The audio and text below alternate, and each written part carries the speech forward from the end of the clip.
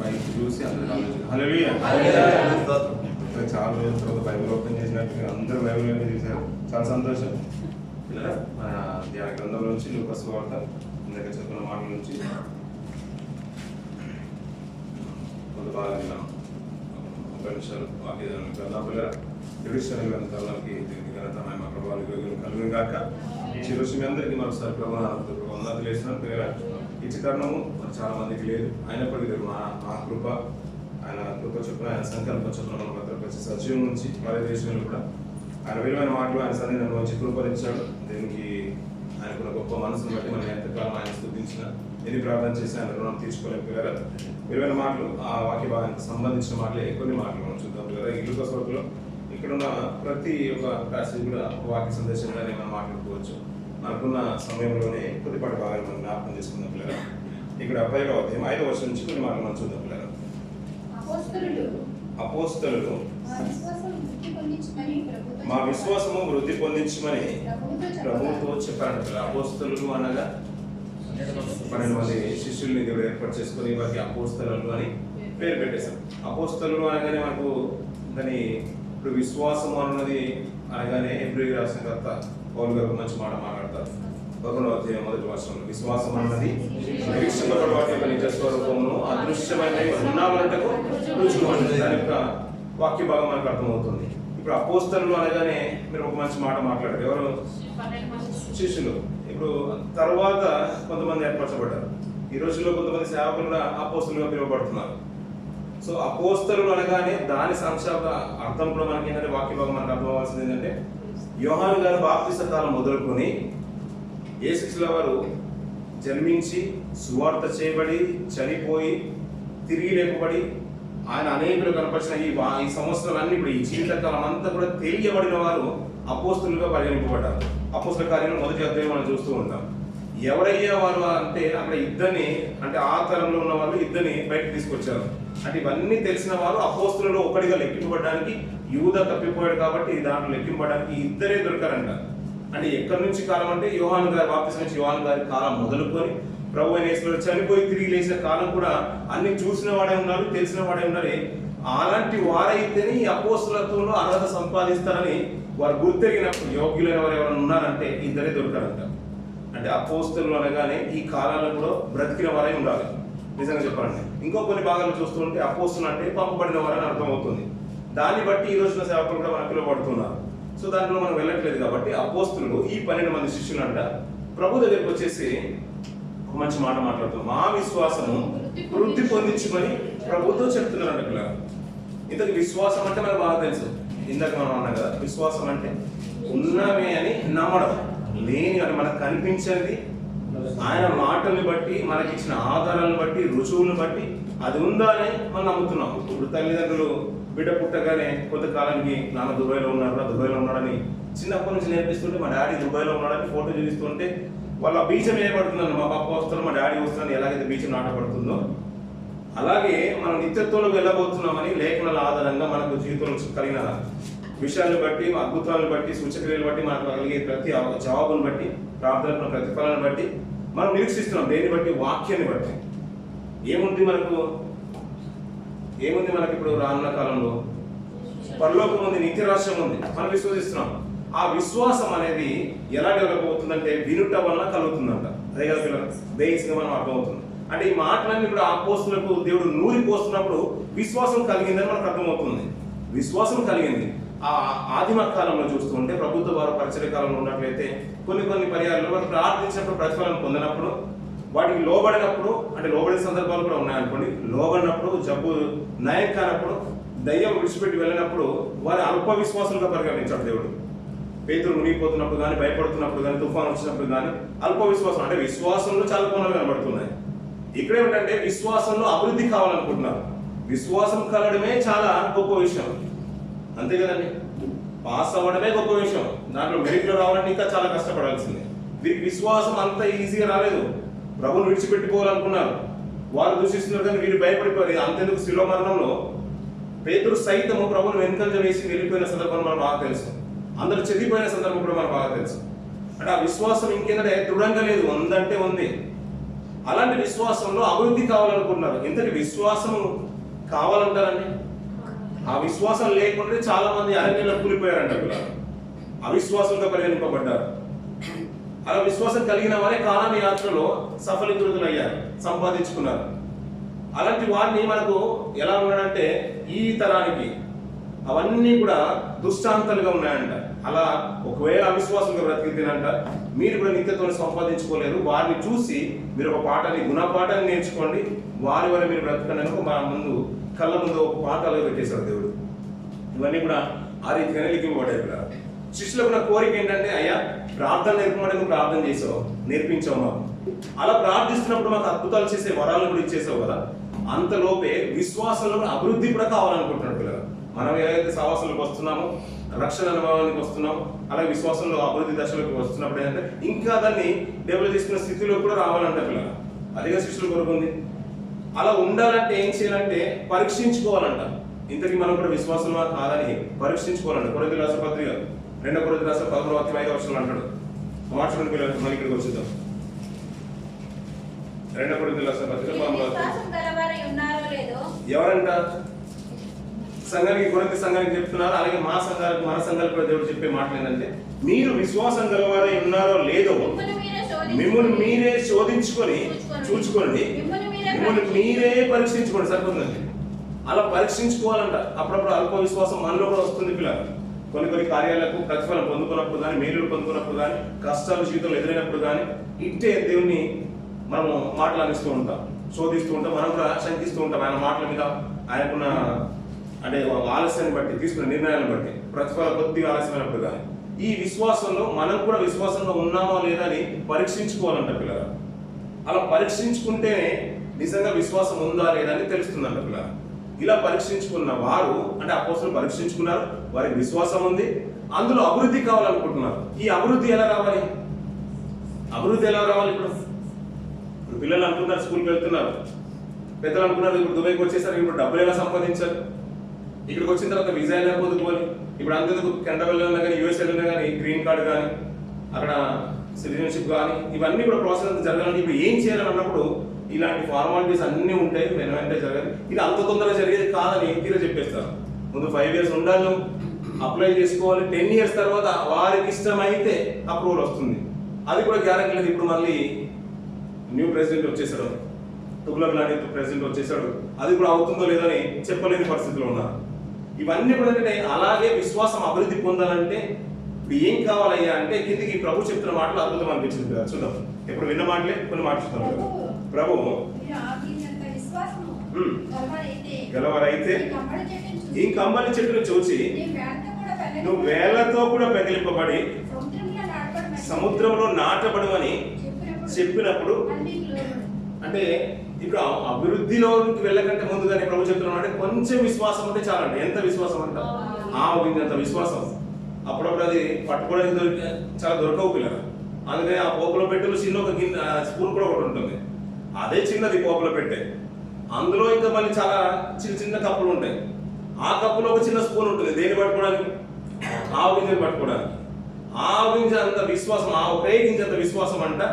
అది కనుక మీలో ఉంటేనంట ఎక్కడేమంటున్న చిన్నపిల్లలు విశ్వాసం గలవారైతే ఈ కంబలి చెట్టును చూసి నువ్వు వేళ్లతో కూడా పెగిలింపబడి సముద్రంలో నాటుబడి చెప్పినప్పుడు అది మీకు లోబడినట్టున్నాడు. అంటే విశ్వాసంలో అభివృద్ధి దశ ఎలా మొదలవుతుందంటే నిజంగా చెప్పాలంటే బిగినింగ్ ఎలా ఉందంటే ఒక ఆవు గింజంత విశ్వాసం. ఆ విశ్వాసమే మీకు సరిపోతుంది అంటున్నాడు. మనం ప్రార్థించేసాము, ఒక చెట్టు మన ప్రార్థన విని దేవుడు ప్రతిఫలం ఇచ్చేసి ఎలా ఇచ్చాడంటే ఆవగింజంత విశ్వాసంతో మనం ప్రార్థిస్తాడంట కంబలి చెట్టు వేళ్లతో సహా పెగిలింపబడిపోయిందంట పిల్లలు. ఈ విశ్వాసం మనం ఏమనుకుంటామంటే ఇది అఖండమైన విశ్వాసం అనుకుంటాం. ఒక చెట్టు వేళ్లతో కూడా కదిలింపబడ్డదంటే అది మామూలు విశ్వాసం కానే కాదు పిల్లలు.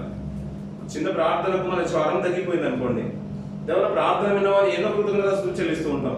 అలాంటి చెట్టు కూడా సైతం అక్కడ చెట్టు పాతపడ్డది, చిన్న మొక్క కాల వేళ్లతో పెగిలింపబడి వృక్షమైంది, పెగిలింపబడి పడబడింది అంటే అది మామూలు విశ్వాసం కానే కాదు. నిజంగా దేవుని ఆస్త మీద తోడుగా ఉంది, దేవుని ఆత్మ బలంగా ఉందని పక్కన ఉన్న వారంతా కూడా భయపడిపోయే స్థితిగతులకు వెళ్ళిపోతాం. ఆశామాషి కాదు, ఒకే రోజులో పబ్లిసిటీ పీక్ స్టైల్ వెళ్ళిపోతుంది.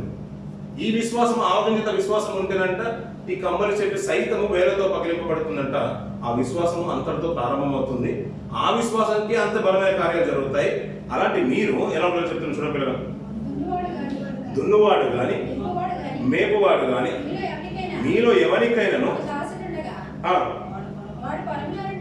వాడు పొలంలో నుండి వచ్చినప్పుడు నీవు ఇప్పుడే వెళ్ళి భోజనం చేయమని వానితో చెప్పునా? చెప్పడా పిల్లలు, చెప్పడా? ఇప్పుడు మనం కంపెనీలో పనిచేస్తున్నాం పిల్లలు, మనం డ్యూటీ చేస్తున్నాం. ఎండలో ఇప్పుడు బాగా ఎండ ఉంది, టెంపరేచర్ 45, 46 బహుశా 50 కూడా క్రాస్ అవుతుండవచ్చు.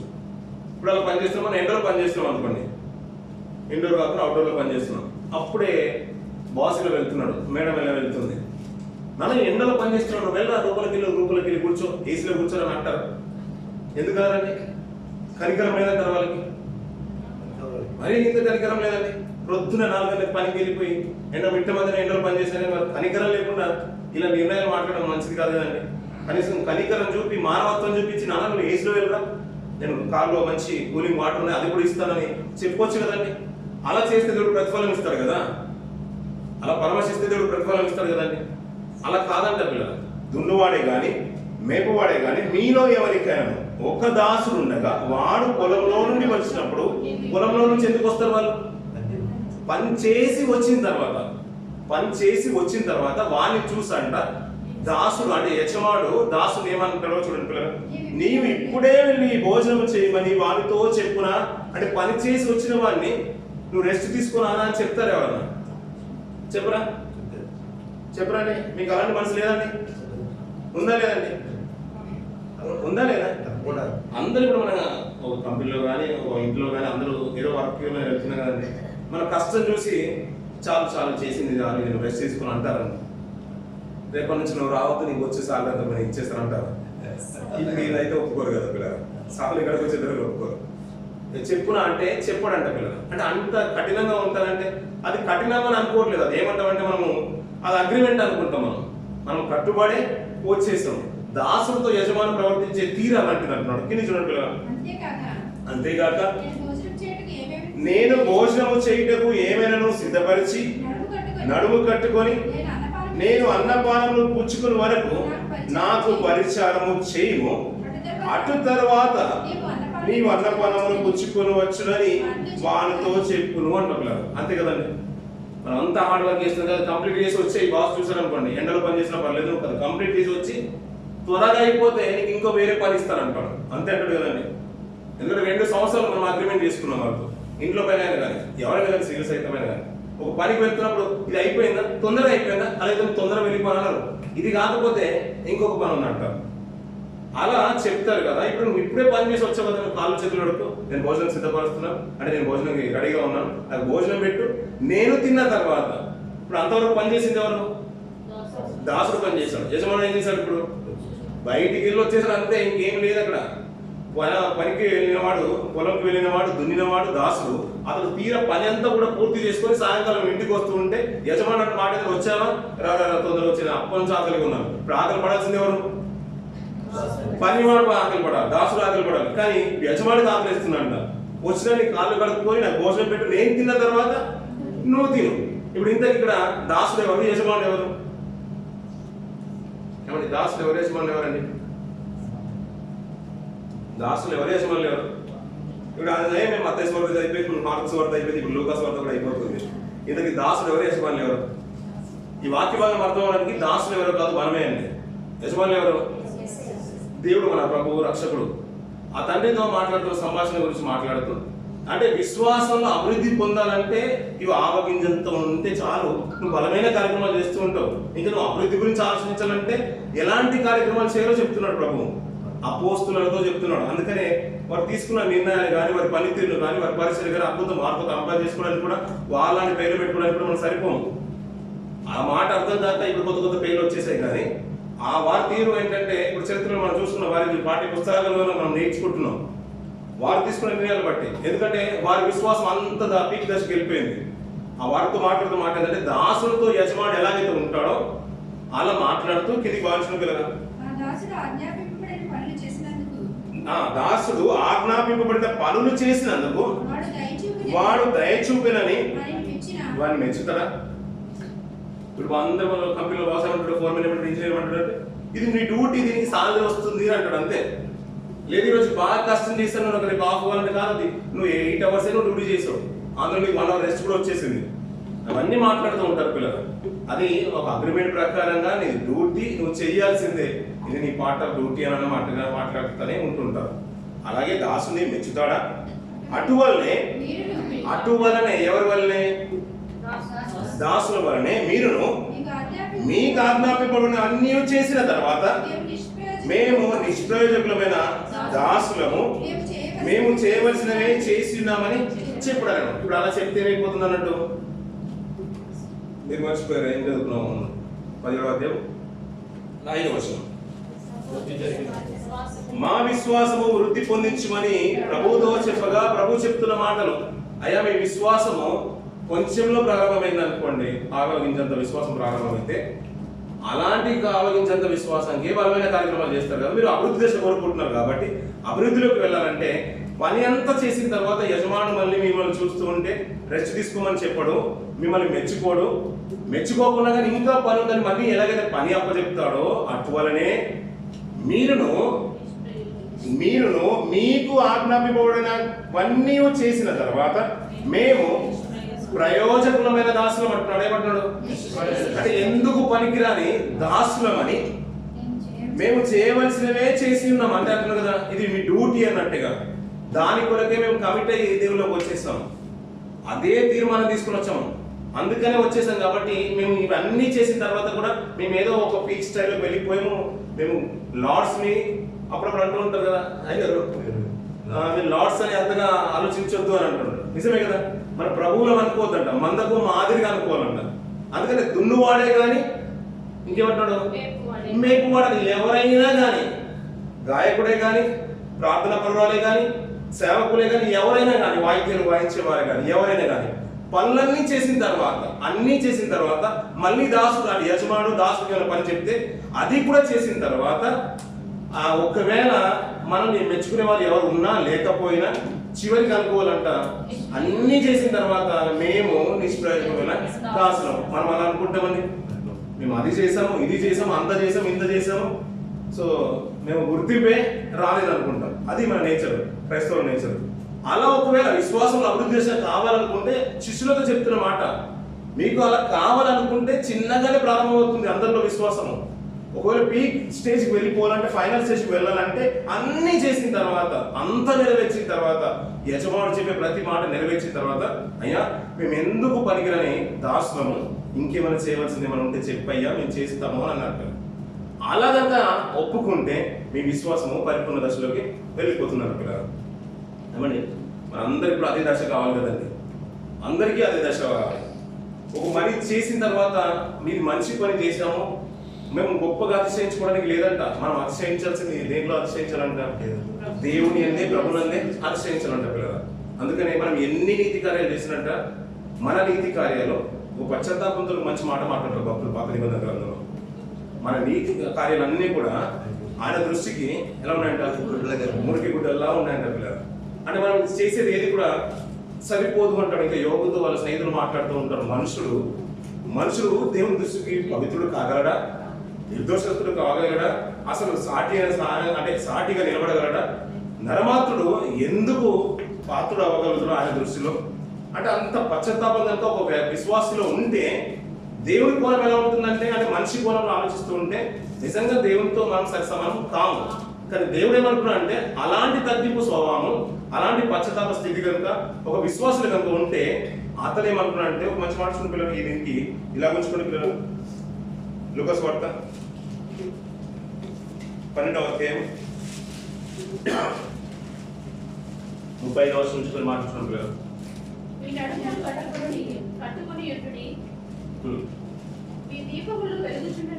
వెలుగుచుండనీయుడి తమ ప్రభువు పెళ్లి విందు నుండి వచ్చి కట్టగానే అతనికి తలుపు తీయుటకు అతడు ఎప్పుడు వచ్చునో అని అతని కొరకు ఎదురు చూచు మనుషుల వలె ఉండుడి. ప్రభువు వచ్చి ఏ దాసులు మెలకువనుట కలుగునో ఆ దాసులు ధన్యులు. అతడు నడుము కట్టుకొని, ఎవరు నడుము కట్టుకొని? మళ్ళీ కదా నీకు అర్థం కాలేదు. ఎవరు నడుము కట్టుకొని పైనుంచి చదవడమ్మా. మీ నడుములు కట్టుకొని ఉండు. ఎవరు నడుములు కట్టుకోవాలి? ఇప్పుడు మన నడుములు కట్టుకొని ఉండాలి. మీ దీపంలో వెలుగుచుండాలి. నడుము కట్టుకోవాలంటే ప్రతి పనికి సంసిద్ధంగా ఉండాలి. దేవుని కార్యమని పరిపూర్ణమైపోయిందని తగ్గించుకొని బయటకు వెళ్ళిపోవద్దు. పరిపూర్ణమైపోయిందని అంటే నీరసించుకోవద్దు, విశ్రాంతిలోకి వెళ్ళిపోవద్దు. ఇంకా పని ఉంది అని నడుము కట్టుకొని నిలబడండి. మీ దీపంలో వెలుగుచుండండి. మీ దీపాలు అంటే మీ విశ్వాస క్రియలు, నీతి క్రియలు ఇంకా చేయించుండండి. ప్రభువు పెళ్లి విందు నుండి వచ్చి తట్టగానే అతనికి తలుపు తీయటకు అతడు ఎప్పుడు వచ్చునో అని అతని కొరకు ఎదురు చూచు మనుషుల వలె ఉండు. ప్రభువు వచ్చి ఏ దాసును మెలుకో ఉండ కనుగొనో ఆ దాసులు ధన్యులు. అతడు నడుము కట్టుకొని అతడు నడుము కట్టుకొని అంటే ఎవరు నడుము కట్టుకొని? మన ప్రభు, మన యజమాడు. అంటే యజమాడు క్యారెక్టర్ ఏంటో ఇక్కడ అర్థం అవ్వాలి. ఇప్పుడు మన లోకరీతిగా ఆలోచిస్తుంటే మన దృష్టికి బాస్ అలాంటోడే, మన యజమానురాలు అలాంటిది. ఎందుకంటే నీతి నియమాలు అన్నట్టు ఉండదు, అదొక అగ్రిమెంట్, అదొక క్రమము, విధి అన్నట్టుగా. అలా కనుక నువ్వు సిన్సియర్గా ఉంటే దేవుని దృష్టి ఎలా ఉంటారంటే అలా బ్రతికిన వారంట, నీతి క్రియలు ఇంకా చేసేవారికంట దేవుడే నడుము కట్టుకొని వారిని భోజన పంక్తిలో కూర్చోబెట్టి తానే వచ్చి వారికి ఉపచారము చేయదని నీతో నిశ్చయంగా చెప్తాడు. ఇది దేవునికి నా క్యారెక్టర్. మీ విశ్వాసం అభివృద్ధి దశలోకి రావాలనుకుంటే ఎన్ని చేసినా కానీ ఇంకా చేయవలసింది దేవునికి అంటూ. అయినా మేము ఇప్పుడే పూర్తిగా పరిపూర్ణ దశలోకి వచ్చేసామని ఎప్పుడు అనుకోదు. ఇంకా చేయవలసినవి చాలా ఉన్నాయని గుర్తెరిగి ఇవన్నీ చెయ్యండి. అలా చేస్తే మీ విశ్వాసము పరిపూర్ణ దశలోకి వెళ్ళిపోతుంది అని చెప్పాడు. అయ్యా మరి విశ్వాసం ఉందంటే ఏం చేయాలంటే పరీక్షించుకోమంటున్నాడు. అలా పరీక్షించుకొని ఈ లోపల బ్రతుకుతుంటేనంట ఇంకా పనులు చేస్తూ ఉంటే నమ్మకంగా ఎవరైతే బ్రతుకుతూ ఉంటారో వారినంట దేవుడు వచ్చాడంట. దేవుడు తన నడుము కట్టుకొని వారిని కూర్చోబెట్టి దేవుడే సర్వ్ చేస్తారంట. ఎంత గొప్ప కార్యం అండి! ఆయన సర్వ్ చేస్తారంట మనకు. ఆయన చేత పరిచారం చేయించుకునే స్థితి రావాలంటే ఇప్పుడు ఈ లోకంలో మనం పరిచారకులుగా ఉండాలి. దున్నివాడే కానీ మేపవాడే కానీ పొలంలో ఏ పనిని కానీ దేవుడి పరిచయంలో ఏ పనిని కానీ చేయవాడు ఎలా ఉండాలంటే మేము అన్నీ చేసిన తర్వాత మనకు ఆజ్ఞాపించబడిన అన్నీ చేసిన తర్వాత మేము నిష్ప్రయోజనమైన దాసులమని ఎవరైతే గొప్పగా ఎంచుకుంటారో ఆ దాసులు మెలుకో ఉండి ఇంకా పనిచేస్తారంట. ప్రభువు తానే వచ్చి తన నడుము కట్టుకొని వారికి భోజన పంక్తిని కూర్చోబెట్టి వడ్డిస్తున్నాడు పిల్లలు. అలాంటి స్థితిలోకి వెళ్ళాలంటే ప్రతిసారి పౌలు గారు ఒక మంచి మాట మాట్లాడతారు. ఫిలిప్పీ రాష్ట్ర పత్రిక 3వ అధ్యాయం ఆ మాట చూడండి పిల్లలు, త్వరగా ముగించేద్దాం. 3వ అధ్యాయం 12వ వచనం మాట్లాడుతున్నారు. ఇదివరకే నేను గెలిచింది అయినను, ఇదివరకే సంపూర్ణ సిద్ధి పొంది తిని అయినను నేను అనుకున్నట లేదు కానీ నేను దేని నిమిత్తము క్రీస్తు యేసు చేత పట్టబడితినో దానిని పట్టుకున్న వల్లని పరిగెత్తుచున్నాను అంట పిల్లలు. ఇంకా నేను ఆల్రెడీ పరిపూర్ణ దశకు వచ్చేసానని సంపూర్ణ స్థితి పొందుకున్నానని అనుకోవట్లేదంట. ఇంకా ఆయన శేష జీవితం ముగిసే వరకు కూడా పనిలో ఇంకా పట్టుత్వం కలిగి ఉన్నాడు పిల్లలు. ఆయన సహకరించలేని స్థితిగతుల్లో ఉన్నప్పుడు, రాయలేని స్థితిగతుల్లో ఉన్నప్పుడు తిమోతి సహకరించేశాడు. చాలా మంది పత్రికలు రాసింది ఆయన స్వాస్థలతో కొన్ని తక్కువ రాసినవి తక్కువ. మిగతా మంది తనకు సేవకులుగా ఉన్నవారే, సహకారులుగా ఉన్నవారే సహోదరులు రాశారు పిల్లలు పత్రికలన్నీ కూడా. అలాంటి స్థితిగతుల్లో కూడా దేవుని వాక్యాన్ని ప్రకటించడానికి పౌలు గారు కోరుకున్నారు. అలా ఉన్నారు కదా అని పరిపూర్ణ దశ వచ్చిందని ఎప్పుడు అనుకున్నారంట. ఎప్పుడైతే పానార్పంగా పోయబడుతున్నాడో, చనిపోవడానికి సిద్ధమవ్వాడో అప్పుడు ఆ పలికిన మాట తిమోతి రాసిన పత్రికలో. అంతవరకు ఎలా ఉందంటే నేను పరిపూర్ణ దశకు వచ్చేసానని అనుకోలేదంట. ఇంకా చేయవలసినవి ఉన్నాయని అనుకుంటూ ఇంకెలా బ్రతకాలని చెప్తున్నా చూడలేదు. నేను ఇదివరకే పట్టుకొని ఉన్నానని తలంచుకున్నాను. అయితే ఒకటి చేయుచున్నాను, వెనక ఉన్నవి మరచి ముందున్న వాటి కొరకై వేగిరపడుచు క్రీస్తు యేసునందు దేవుని ఉన్నతమైన పిలుపునకు కలుగు బహుమానమును పొందవలనని గురియొద్దకే పరిగెత్తుచున్నాను. ఆ పిలుపు కొరకు ఆ వయసులో కూడా పరిగెత్తుతూనే ఉన్నాడు. ఎందుకొరకు? ఆయన ఒక నిరీక్షణ ఉంది. విశ్వాసం అంటే నిరీక్షణ ఉంది. ఆ నిరీక్షణ ఏంటంటే ప్రభుతో పాటు నేను ఉండాలి. అది ఎలాగైనా పర్లేదు అనుకున్నాడు పిల్లలు. దాని కొరకు ఏంటంటే నేను పరిపూర్ణ దశకు వచ్చేసాను అనుకోవట్లేదు. అది కాలగమనాల్లో జరిగిపోతున్నా, సంవత్సరాలు గడిచిపోతున్నా ఆయనకున్న విశ్వాసం ఏంటంటే అంతవరకు నేను పనిచేస్తూ ఉండాలి. చేతనంత మటుకు శక్తికి మించి పరిచయంలో తర్వాత పాత్రను పోషించాలి. అలా పెంటగా ఎంచుకున్నాడు. అందుకనే అతను వెనుకునే అన్ని మర్చిపోతున్నాడు. కష్టాలు, బాధలు, హింసించిన కొరడా, దెబ్బలు ఇవన్నీ కూడా మర్చిపోతున్నాడు. ఎందుకంటే అది కలుగు దాని ముందు ఇవన్నీ చాలా స్వల్పం అనుకున్నాడు. విడిచిపెట్టుకోవట్లేదు. విశ్వాసం కలగడమే చాలా కష్టమైంది. కలిగిన దాంట్లో అభివృద్ధి కావాలనుకున్నారు శిష్యులు పిల్లలు. అలా ప్రభు చెప్తున్న మాటలు విని కొంతగానే మనసులు ముద్రింపబడ్డాయి. చివరికి ప్రభు శిలువ మరణం చూసిన తర్వాత, ఆయన పునరుద్ధరణ అయిన తర్వాత, పరిశుద్ధాత్మను పొందుకున్న తర్వాత పేతురు పలుకుతున్న మాటలను బట్టి వారు నిజంగా అపోస్తులు బలపరచబడ్డారు పిల్లలు. రుజువుల తర్వాత బలపరచబడ్డారు. బలపరచబడిన తర్వాత వాళ్ళు ఏమనుకున్నారంటే పరిచర్య కొనసాగిస్తూ కొంతమంది ఖడ్గం చేత చంపబడుతున్నారు, కొంతమంది ఆయా దేశాల్లో చెదిరిపోయే విశ్వాసంలో ఉన్నారు.